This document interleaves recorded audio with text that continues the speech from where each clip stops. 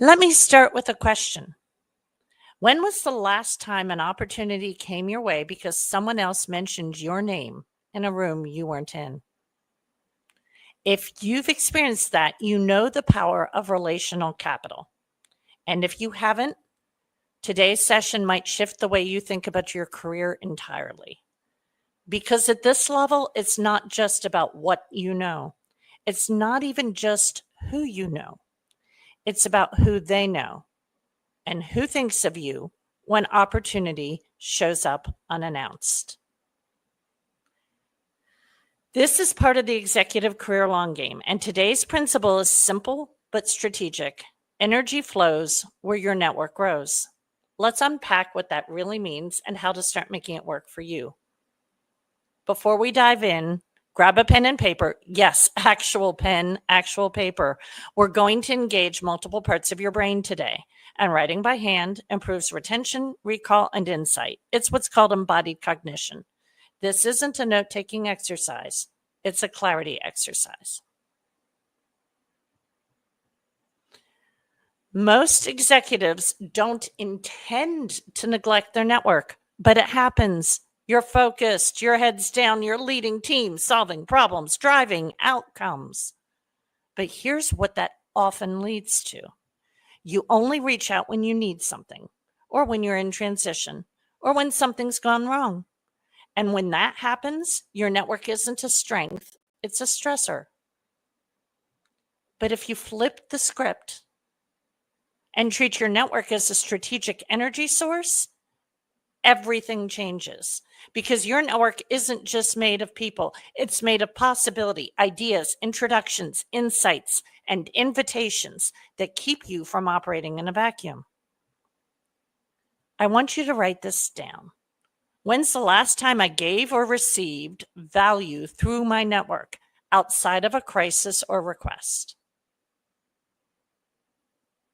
When's the last time I gave or received value through my network outside of a crisis or request? If that question hits a little close, don't worry. That's where we build from. Let's talk about the difference between a passive network and an activated one. A passive network is hundreds or thousands of LinkedIn connections you don't talk to, occasional likes or comments, a vague feeling that you should be networking more. An activated network, a living ecosystem of peers, mentors, advocates, and collaborators. People who understand your value and can articulate it to others. A consistent mutual energy exchange. It's not about frequency, it's about relevance and resonance. The right 20 people will open more doors than the wrong 200. Think about this. Whose success have you championed in the last 60 days without being asked? Write down a name or a blank space. That's data. One of the biggest mistakes I see among seasoned professionals is this. They think their past roles and performance will automatically create future pull. But without relational maintenance, your visibility drops, even if your value doesn't. At this stage, your network isn't about the quantity or the small talk.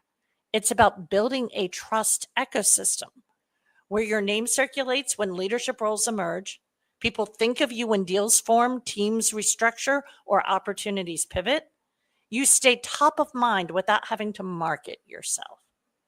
This is the executive version of brand strategy, but it runs on relationships, not content. What's one relationship you've been meaning to reconnect or re-energize, but you haven't yet? Write their name down. That's your next micro move.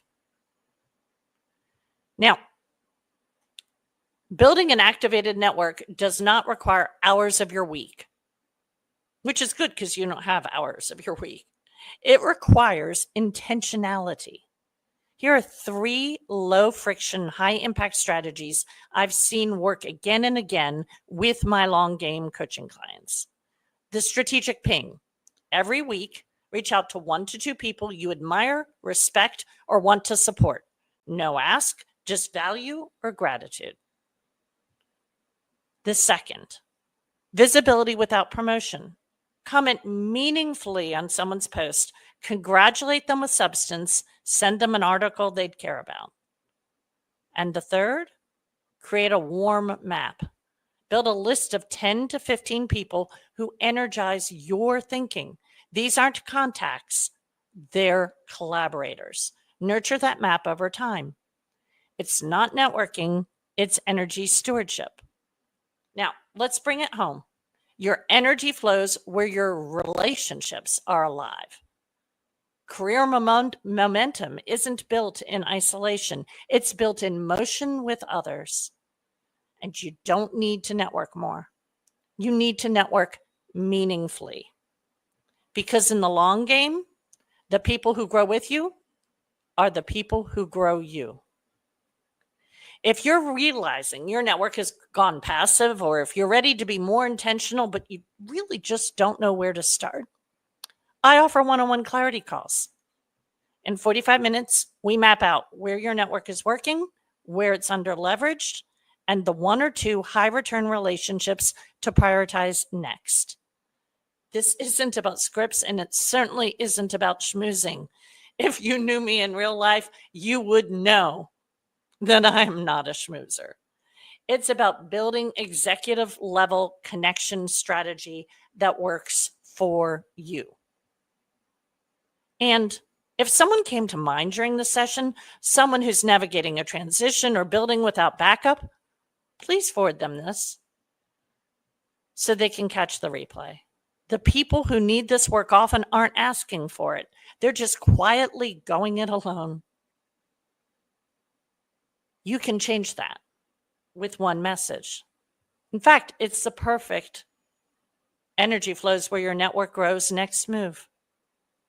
I want to thank you for investing some of your precious time, not just in your career, but in your capacity to lead with connection.